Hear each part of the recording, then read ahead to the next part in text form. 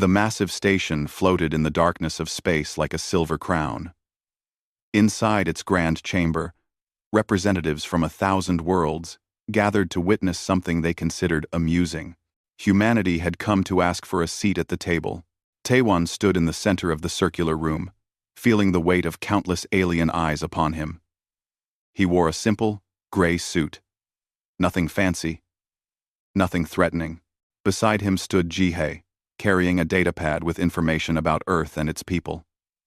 They both knew this moment would define their species' future among the stars. The chamber was enormous. Crystalline walls curved upward into a dome that showed the stars beyond. Floating platforms held the various alien delegates, each positioned according to their power and influence. At the highest levels sat the three great powers that ruled the galaxy. The Brutok Empire commanded the left side. Their representatives were massive creatures, each standing over 10 feet tall, covered in thick, armor-like skin. Muscles rippled beneath their natural plating. Their leader, Supreme Commander Vorn, looked down at the humans with barely concealed contempt. To him, these small pink creatures seemed barely worth noticing. On the right side, the Viridian Collective maintained their position. They were beings of metal and light, having long ago merged their organic bodies with machines. Their consciousness existed across multiple forms simultaneously. They processed information faster than any biological mind could dream of. They saw the humans as primitives, still trapped in flesh. Directly ahead, elevated above even the other two powers, the Serpentine Council observed everything. Ambassador Sistra coiled her long body across 3 seats, her scales shimmering with colors that indicated her mood and thoughts.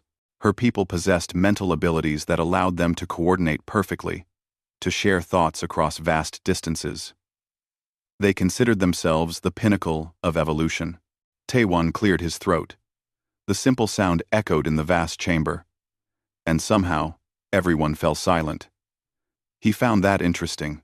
"Honored members of the Galactic Council," he began, his voice steady. "Humanity comes before you today to request membership. We know we are new to the stars.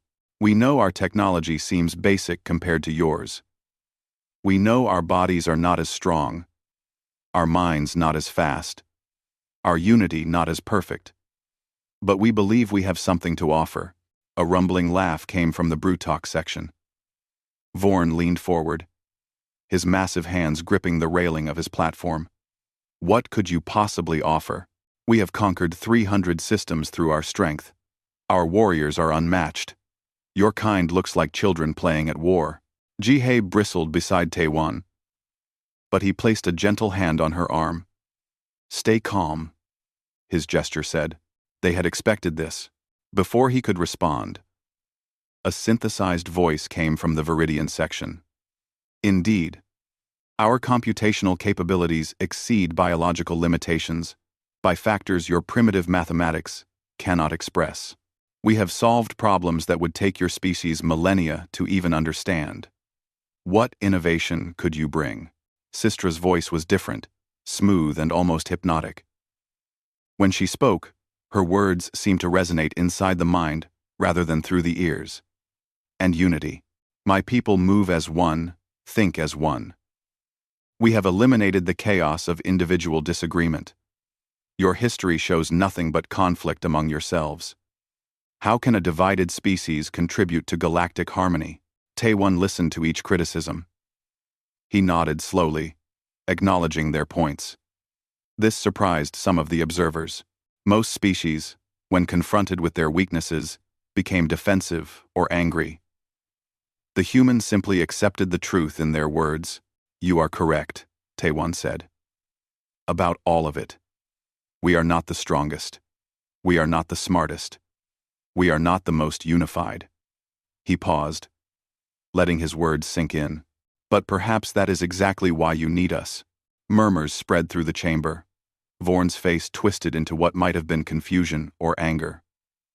The Viridian's lights flickered in rapid patterns, indicating intense processing.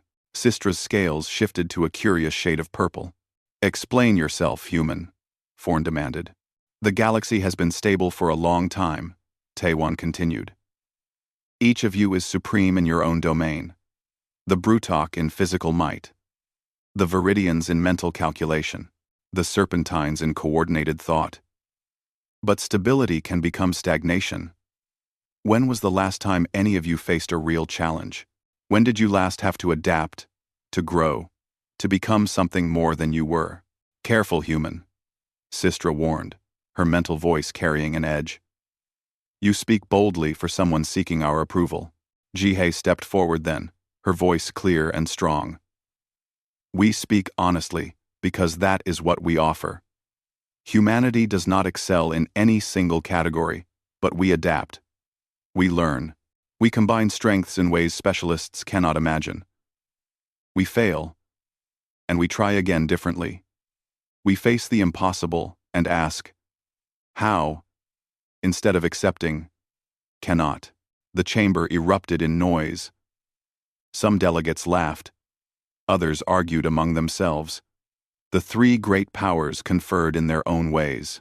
Finally, Vorn raised a massive hand, and silence fell. Very well, humans. You wish to prove your worth? We shall test you. 3 challenges, 1 from each of us. Fail any challenge, and your species will serve the galaxy as laborers. Your worlds will provide resources, and you will accept your place as a lesser species. And if we succeed? Taewon asked. If you succeed in all 3, Sistra replied, her doubt clear in her tone. You will earn your seat on this council as equals. The Viridian representative added, the challenges will test what you claim to offer. We shall see if your adaptability is real, or merely empty words, spoken by a desperate species. Taewon looked at Jihei. They had known this was coming. They had prepared for it. But standing here, facing the combined might and arrogance of galactic civilization, the weight of their task felt heavy. Humanity accepts your challenge, Taewon declared. The fate of Earth and all its people now rested on 3 tests designed by beings who believed themselves superior in every way that mattered. But as Taewon and Jihei left the chamber, neither of them showed fear. They showed determination. The galaxy was about to learn something it had forgotten over millennia of dominance. Sometimes, the strongest force in the universe is not the one that never falls down. It is the one that always gets back up. The arena was carved from solid stone, a massive circle 300 feet across. Thousands of aliens filled the seats, rising up in tiers around the fighting ground. They had come from across the galaxy to witness what they believed would be a quick and brutal demonstration of human weakness. Donghyun walked into the arena, wearing simple combat gear. No armor, no weapons, just flexible clothing that allowed free movement. He was tall for a human at 6 feet 2 inches, with a muscular build earned through years of military service. But compared to what waited for him on the other side of the arena, he looked like a child. Krulvar emerged from the opposite entrance to thunderous cheers from the Brutok sections. He stood 12 feet tall, his body covered in natural armor plating that had turned aside blades and energy weapons alike. Scars marked his dark blue skin, each one a trophy from 40 years of undefeated combat. His forearms ended in hands that could crush steel. His legs were like tree trunks. Young-Soo stood in the human corner, checking data on a handheld device. He had studied every recording of Krulvar's fights, looking for patterns, weaknesses, anything. What he found was disturbing. Krulvar had never been knocked down, never been seriously injured, never shown even a moment of real difficulty. Remember the plan, Young-Soo called out to Donghyun. Do not try to match his strength. Tire him out. Make him chase you. Use everything in that arena. Donghyun nodded. He had no illusions about this fight. In a straight contest of power, he would lose in seconds. But humans had not become Earth's dominant predator by being the strongest. They had done it by being smart, persistent, and incredibly stubborn. Vorn's voice boomed across the arena from his observation platform. The rules are simple. Fight until one cannot continue. No weapons beyond your own body. No assistance from others. This will test what humanity calls adaptability against true strength. The contempt in his voice was clear. A horn sounded. The fight began. Krulvar did not rush forward as many expected. He walked calmly toward the center of the arena, confident and unhurried. Why should he hurry? The human could not harm him. This would be over quickly. Donghyun moved sideways, circling. He watched how Krulvar moved, which arm he favored slightly, how his weight shifted. Every detail mattered. Stand still, little creature, Krulvar rumbled. Make this quick, for both of us. Instead, Donghyun ran. Not away in fear, but laterally, keeping his distance, forcing Krulvar to turn and follow. The crowd murmured in confusion. Was the human simply running away? Krulvar's patience broke. He charged with surprising speed for his size. His footsteps shook the ground. Donghyun waited until the last possible moment, then dove aside. Krulvar's momentum carried him past, and one of his fists slammed into a stone pillar decorating the arena. The pillar cracked but did not break. Donghyun was back on his feet instantly, still circling, still watching. Again Krulvar charged. Again Donghyun evaded, this time rolling under a sweeping arm. As he came up, he kicked hard at Krulvar's knee joint. It was like kicking a concrete wall. Pain shot through Donghyun's leg, but he saw what he needed to see. The joint flexed slightly. It could bend. The fight continued in this pattern. Krulvar attacked with devastating power. Donghyun avoided, dodged, rolled, and ran. He took glancing blows that would have killed a lesser fighter. Each time he was hit, he rolled with the impact, dissipating energy, refusing to let any single strike land fully. 10 minutes passed. Krulvar's breathing had grown heavier. He was not used to prey that refused to engage directly. His kind fought face to face. Strength against strength. This constant movement, this refusal to stand and fight, irritated him. Coward, he roared. Fight like a warrior. Donghyun did not answer. He was breathing hard too, sweat pouring down his face. Several ribs were cracked from partial hits. His left arm hung awkwardly, but his eyes remained focused, calculating. 20 minutes. Krulvar's attacks had become slightly slower. He was frustrated, angry, confused. No opponent had ever lasted this long. Most were defeated in seconds. His tremendous strength meant his muscles consumed energy at incredible rates. Donghyun continued to move. But now, he began to counterattack in small ways.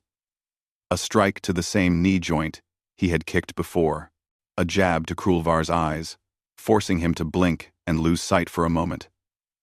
A sweep of the legs that did not trip the massive warrior, but made him stumble. 30 minutes. The crowd had gone mostly silent.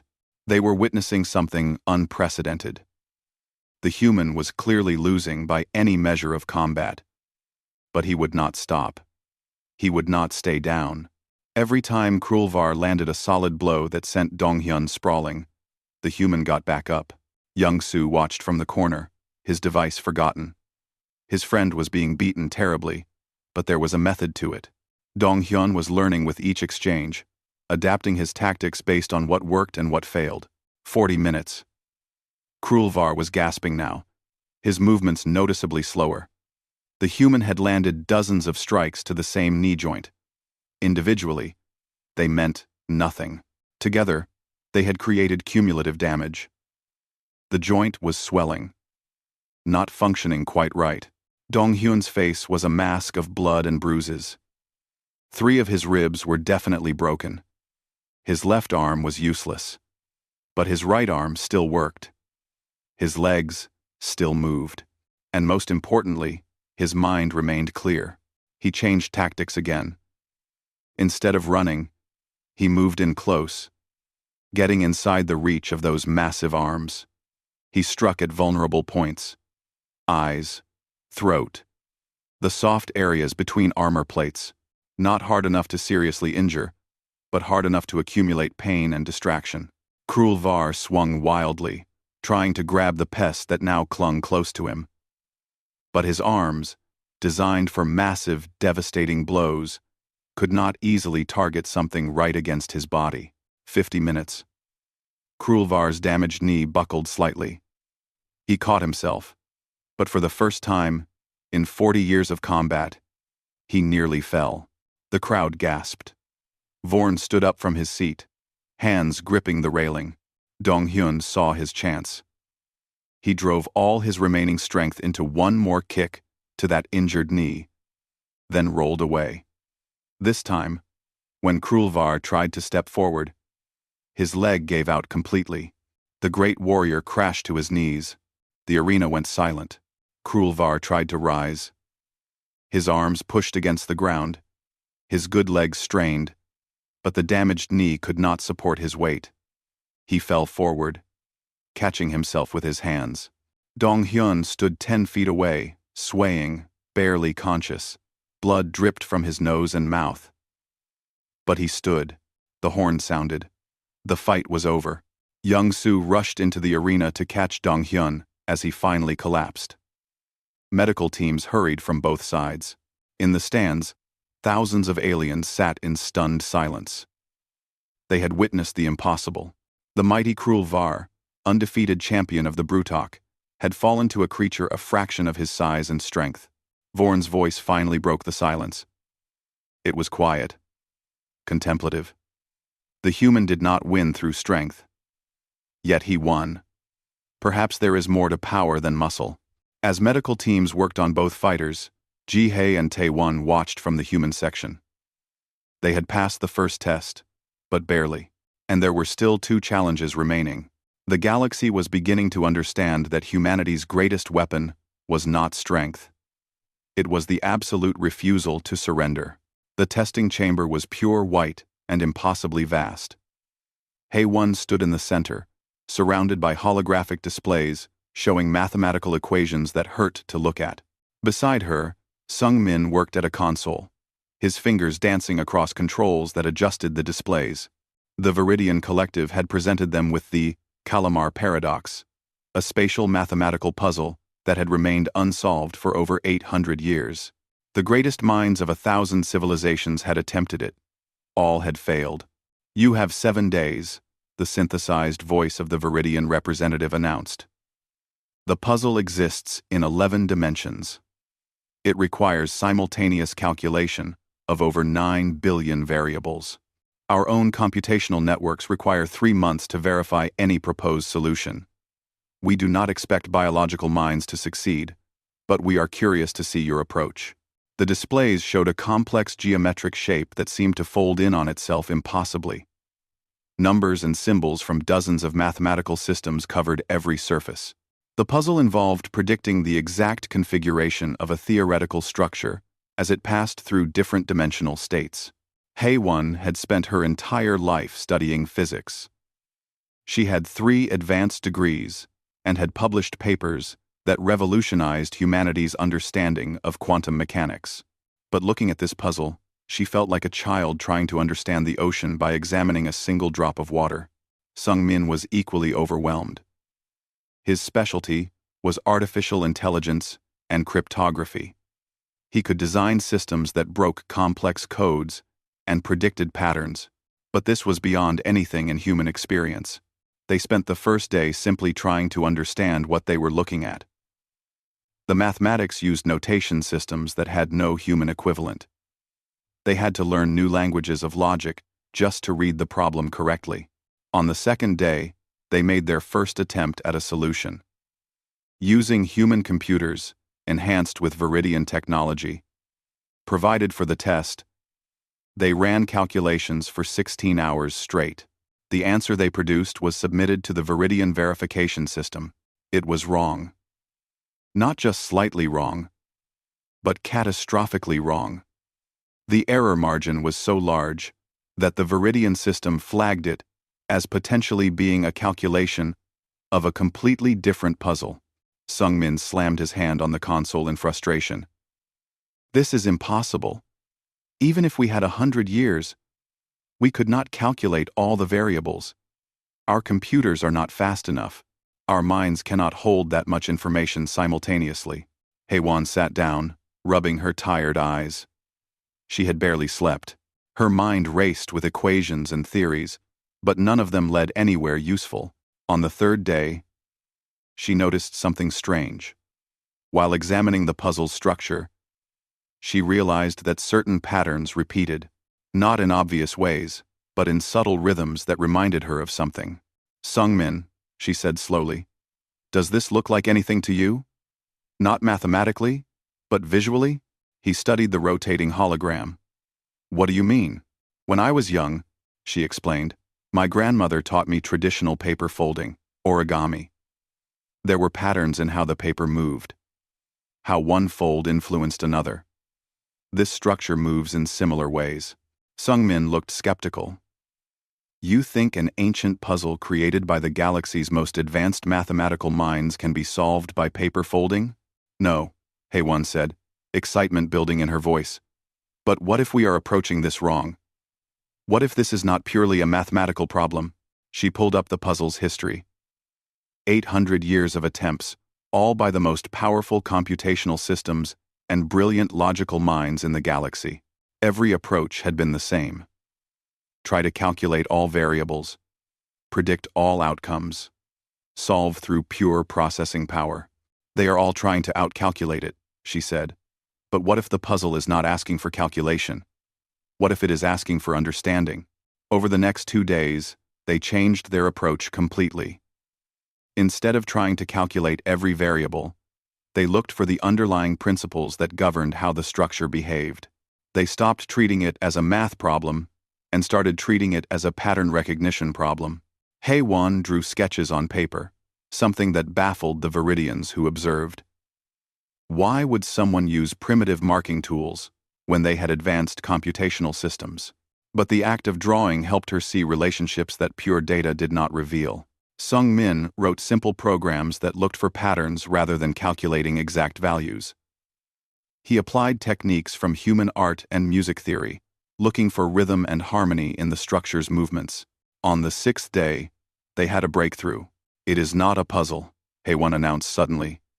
"It is a test of perspective."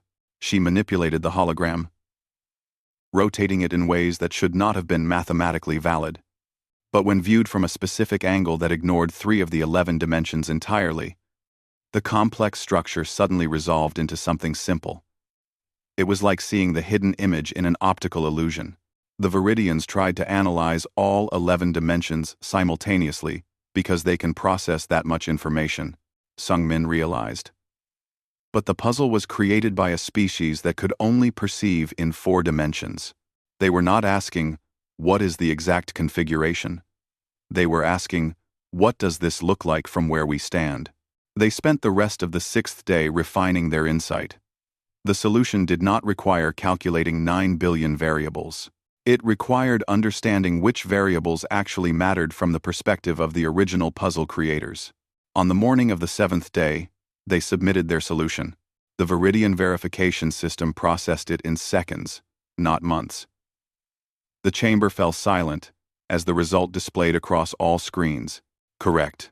The Viridian representative materialized in the chamber, their form flickering with what might have been confusion. "How?" "We ran over 17 million computational cycles on this puzzle. Our analysis indicated it was mathematically sound, but unsolvable within reasonable timeframes." HFY smiled tiredly. "You were trying to solve it with pure logic and calculation. But the species who created it did not think like you. They thought more like us. They saw patterns and relationships, not just numbers. Your intelligence is greater than ours.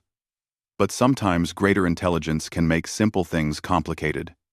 "Elaborate," the Viridian demanded. Sungmin pulled up their work. "Humans are not as smart as your collective. Our computers are primitive compared to yours. But we evolved to recognize patterns in nature, to see the big picture instead of every individual detail.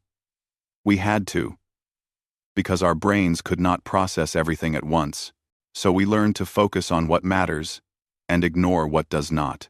"You simplified," the Viridian said. and there was something like wonder in the synthesized voice. You reduced an 11-dimensional problem to 4 dimensions by determining which dimensions were relevant to the original question. Exactly, Heywan confirmed. Sometimes the answer is not in calculating harder. It is in asking whether you are calculating the right things. The Viridian representative was silent for a long moment. Finally it spoke. We have allocated 93% of our computational resources to this puzzle over the centuries. We believed our approach was correct because we could not conceive of another way to think about it. You have demonstrated that intelligence without creativity is limited. This is valuable data. As they left the testing chamber, exhausted but successful, Heywan and Sungmin passed by observation areas where other species watched. Some looked impressed. Others looked troubled. The humans had just proven that being the smartest did not always mean being the wisest. Taewon met them outside with food and rest facilities prepared. 2 challenges down, he said quietly. 1 more to go. Taewon. But even as they celebrated this victory, everyone knew the final challenge might be the most difficult. The Serpentines did not underestimate opponents the way the Brutok did. They did not rely on a single approach like the Viridians. They had been watching, learning, adapting their test based on what they had seen. The galaxy held its breath, waiting to see if humanity could pass one more impossible trial. The simulation chamber could recreate any environment, any scenario. Bo-Ra and Jae-Sung stood at the control center, surrounded by holographic interfaces that showed 12 different species waiting in separate areas. Each species was real, not simulated. Volunteers from across the galaxy who had agreed to participate in this test. Ambassador Sistra's mental voice touched their minds gently, though the power behind it was undeniable. The test is simple. A colony station is failing. Life support will collapse in 6 hours. The station has resources to save everyone, but they are divided among 12 sections, each controlled by a different species. Each species has different needs, different values, different ways of thinking. They must cooperate to redistribute resources properly, or all will die. She paused, her scales shimmering with satisfaction. My people could coordinate them easily through mental linking, forcing unity of thought and action. But you cannot do that. You must make them choose to work together. Given that 3 of these species have been at war with each other for decades, and 5 more have fundamental biological incompatibilities, we do not believe unity is possible through your primitive methods of communication. Jae-Sung had spent 20 years as a United Nations peacekeeper on Earth. He had negotiated between groups that hated each other, that had spent generations in conflict. He knew how hard true cooperation could be, but he also knew it was possible. Bo-Ra was a sociologist who had studied every alien culture humanity had encountered. She understood that different species thought in fundamentally different ways. What motivated one might disgust another. What one species considered cooperation might seem like domination to another. The simulation began. Immediately, chaos erupted across the communication channels. The 12 species started arguing in their own languages, using their own cultural frameworks. The methane breathers demanded the oxygen be reduced in shared spaces. The silicon-based lifeforms insisted on higher temperatures that would kill the carbon-based species. The hive species wanted decisions made by consensus of their collective. The solitary species refused to take orders from anyone. Bo-Ra and Jae-Sung could send messages to all groups, but could not force them to do anything. They had no authority, no power, only words. This is falling apart already, one of the human observers commented from outside the simulation. 5 different species are threatening to take resources by force. Jae-Sung took a deep breath and opened a channel to all groups. My name is Jae-Sung. I am human, and I am here to help you survive. I cannot force you to cooperate. I can only tell you a story. The arguing did not stop, but it quieted slightly. Stories were understood across most cultures as a form of communication. On my world, Jae-Sung continued, there were many groups of humans who hated each other. They fought wars for thousands of years. They had different religions, different governments, different ways of life. Many believed they could never live in peace. "What does this have to do with us?" growled one of the predator species representatives. "Everything," Jae-sung replied. "We just had to understand that we all wanted to live, to protect our families, to have a future. That basic desire connected us across all our differences. Bo-ra took over, addressing specific groups directly. She spoke to the hive species about the beauty of individual choice. She spoke to the solitary species about the strength found in temporary alliances. She addressed each group in terms they could understand, using concepts from their own cultures. 2 hours passed. The station's life support was failing faster. Oxygen levels were dropping. Temperature was becoming unstable. If they did not act soon, the simulation would end in total failure. But something was beginning to change. Small conversations were starting between groups who had never spoken to each other before. Bo-ra and Jae-sung facilitated carefully, helping translate not just words but intentions and emotions. A breakthrough came from an unexpected source. One of the methane breathers, named in translation as Mistwalker, made a simple observation. "We are arguing about what we need, but we have not asked what we each can offer." 1. Bo-ra seized on this. "Excellent point. Let us do this differently. Each group, tell us what you have that others might need." The silicon species had advanced heat management technology. The hive species had incredible organizational skills. The solitary species were expert problem solvers. As each group shared their strengths rather than their demands, something shifted. They began to see each other not as obstacles, but as potential solutions. 3 hours in, they had a basic plan. The silicon species would help regulate temperature in exchange for mineral resources. The methane breathers would accept smaller sections with proper environmental controls. The hive species would coordinate resource distribution if others helped build the infrastructure they needed. But then they hit a major obstacle. The 3 species that were at war with each other refused to work together. Centuries of bloodshed could not be forgotten in a few hours. Jae-sung addressed them directly. "I understand your hatred. My world has groups like yours. Some still hate each other today, even after generations of peace. But ask yourselves this: will your hatred matter if you are all dead? Will your honor survive if your children never take another breath?" "You ask us to betray our ancestors," one of the warfaring species responded. "No," Bo-ra said softly. "We ask you to honor them by surviving. The dead do not need your hatred. The living need your courage to do what is hard." 4 hours. They were running out of time. The 3 hostile species were still refusing to cooperate directly. Then Jae-sung made an unexpected suggestion. "You do not have to work together. You just have to work parallel to each other. Each of you agrees to do your part independently. We will coordinate so you never have to speak to each other. Your pride remains intact. Your people survive." It was not perfect unity. It was not the complete mental harmony the Serpentines could create. But slowly, grudgingly, the 3 species agreed to this compromise. The final hour was frantic. Resources were redistributed according to the plan. The silicon species adjusted temperature controls. The hive species organized the logistics. The solitary species solved technical problems as they arose. The 3 hostile species worked in their separate sections, never speaking to each other, but following the overall plan. With 15 minutes remaining, life support stabilized. All 12 species would survive. The simulation ended. The participants were transported back to their waiting areas. Many of them looked exhausted, but also different somehow.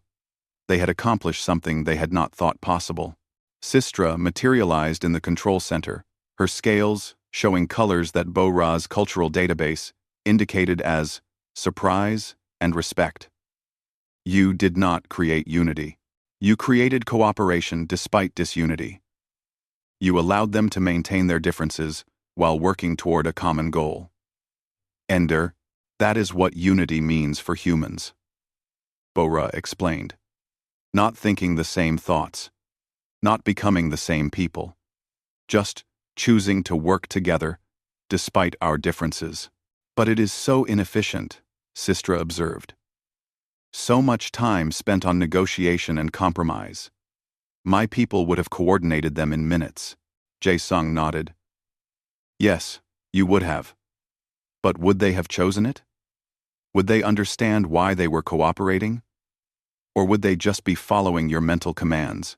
What happens the next time they face a crisis? When you are not there to force unity upon them? The Serpentine ambassador was silent for a long moment. Her scales shifted through several colors as she processed this idea. Finally, she spoke, and for the first time, there was no condescension in her mental voice. You have taught them to cooperate. We have only taught species to obey. I see now that these are very different things. As Bo-ra and Jae-sung left the chamber, they were met by the rest of the human delegation. 3 challenges completed, 3 impossible tests passed, not through superior strength, intelligence, or unity, but through something the galaxy had almost forgotten, through the stubborn human belief that different people could choose to work together, could learn to understand each other, could become stronger through their diversity, rather than weaker. The galaxy was about to change, and it would never be quite the same again. The High Council chamber was packed with representatives from every corner of the galaxy. News of the human challenges had spread like wildfire. 3 impossible tests, 3 unexpected victories. Now everyone wanted to see what would happen next. Tae-won stood in the center once again. But this time, he was not alone. Dong-hyun stood beside him, still recovering from his injuries but standing proud. Hae-won and Sung-min were there, looking exhausted but satisfied. Bo-ra and Jae-sung completed the human delegation, along with Ji-hae who had supported them all. The 3 great powers occupied their positions, but the atmosphere was different now. The contempt was gone, replaced by something else. Uncertainty, perhaps. Or respect. Vorn spoke first, his massive voice carrying easily across the chamber. The humans have passed our tests. I do not understand how, but they have. My champion was defeated by a warrior who should not have been able to stand against him. This troubles me, but I am Brutok. We respect strength in all its forms. If endurance and cleverness are strength, then the humans have shown strength. The Viridian representative's synthesized voice came next. Our computational analysis of the human approach to the Calamar paradox has revealed flaws in our own methodologies. We have been so focused on processing power that we neglected creative interpretation. The humans demonstrated that intelligence, without imagination, is incomplete. This has altered our understanding of consciousness itself. Sistra was last. Her mental voice touched everyone in the chamber. Gentle, but powerful. My people have maintained unity through mental dominance for millennia. We believed this was the only true form of cooperation. The humans have shown us that chosen cooperation, even when imperfect and difficult, creates something we cannot. Genuine understanding between different minds. They have taught us a lesson in humility. Murmurs spread through the chamber. The 3 powers, the rulers of the galaxy, were acknowledging that they had learned from the humans. This was unprecedented. But then the High Council itself spoke, a voice that transcended any single species. The challenges are complete. By the terms of the test, humanity has earned their seat among us. But before we grant it, we would hear from Tae-won. You have been silent throughout your species' trials. Now speak. Tell us what you think we should know about humanity. Tae-won had been preparing for this moment since they left Earth. He had considered grand speeches, impressive declarations, careful diplomacy, but standing here now, he realized the truth was more important than any speech. I will tell you what humanity is, he began, his voice clear and strong. We are not the strongest species.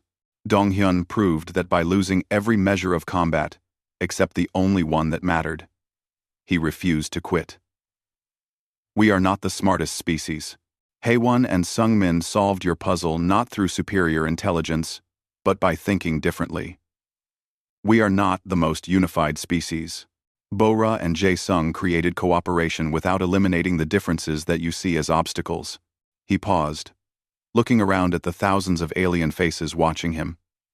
So what are we? We are the species that adapts. We are the species that learns. We are the species that refuses to accept limitations. Pretty words, called out a delegate from one of the minor powers.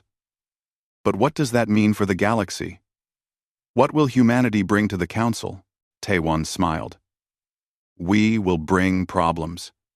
We will question why things are done the way they have always been done. We will find new solutions to old challenges. We will make mistakes, and then we will learn from them. We will be annoying and stubborn and persistent. That does not sound beneficial, Vorn rumbled, though there was amusement in his tone. No, Taewon agreed. It does not. But ask yourselves, when was the last time the galaxy truly changed? When did you last face a real challenge? You have been the strongest, the smartest, the most unified for so long that you have forgotten how to grow. Before anyone could respond, alarms suddenly blared throughout the station. Emergency lights flashed. A holographic display appeared above the council chamber, showing the space beyond. Ships were emerging from faster-than-light travel at the system's edge. Hundreds of them. Then, thousands. Their design was unlike anything in the galactic database. Dark, angular, wrong somehow. Void Fleet, Sistra breathed, her scales turning gray with fear. The ancient enemy. They have not been seen in 3,000 years. Panic erupted in the chamber. The Void Fleet was legend. A force that had nearly destroyed galactic civilization before the three great powers had risen to dominance. They attacked without communication, without mercy, destroying everything in their path. The great powers immediately began arguing. Vorn wanted to meet them in direct combat. The Viridians insisted on calculating the optimal defensive strategy. The Serpentines tried to coordinate a mental link across the fleet defenders, but each approach conflicted with the others. Precious minutes were wasted in debate. Taewon watched the display. The Void Fleet would reach the station in less than an hour. There were civilian ships here, delegates from across the galaxy, billions of lives at stake. He made a decision. We need to evacuate the station, he announced, his voice cutting through the chaos. Evacuation is cowardice, Vorn roared. We stand and fight. Evacuation will take too long, the Viridians calculated. We must establish optimal defensive positions. Both approaches will fail separately, Sistra said. We need unified command. Then give it to me, Taewon said quietly. The chamber went silent. Every eye turned to him. You? Vorn laughed. You are not military. You are not even a member of this council yet. Exactly. Taewon replied. I have no allegiance to any of your old ways of doing things. I have no pride to protect. I just want everyone here to survive. Give me 1 hour. Let me coordinate the defense my way. The three powers looked at each other. They were out of time and options. Finally, reluctantly, they agreed. Taewon immediately put his people to work. Donghyun coordinated with the Brutok warriors, using human tactics to position their strength where it would be most effective. Haewon and Sungmin worked with the Viridians, combining human creativity with computational power to predict Void Fleet movements. Bora and Jae-sung helped the Serpentines organize evacuation procedures while maintaining defensive positions. But Taewon did something none of the great powers had considered. He called on the minor species, the ones usually ignored in council decisions. The small traders, who knew every route through the system. The engineer species who could modify systems in ways the major powers thought impossible. The peaceful species who had never fought but could coordinate logistics better than anyone. He gave everyone a role, not based on power or prestige, but based on what each species did best. He created a plan that used Brutok strength, Viridian intelligence, and Serpentine coordination, but combined them in ways they had never tried before. The Void Fleet arrived. The battle was fierce and terrible. Ships were lost. Lives were sacrificed. But the evacuation succeeded. The defense held long enough. The station was abandoned just before the Void Fleet could destroy it. As the last ships escaped to safety, something unexpected happened. The Void Fleet did not pursue. They had come to destroy the station, and with it gone, they withdrew, as mysteriously as they had appeared. Later, in a temporary council chamber set up on one of the surviving ships, the galaxy's leaders gathered again. They were exhausted, traumatized, but alive.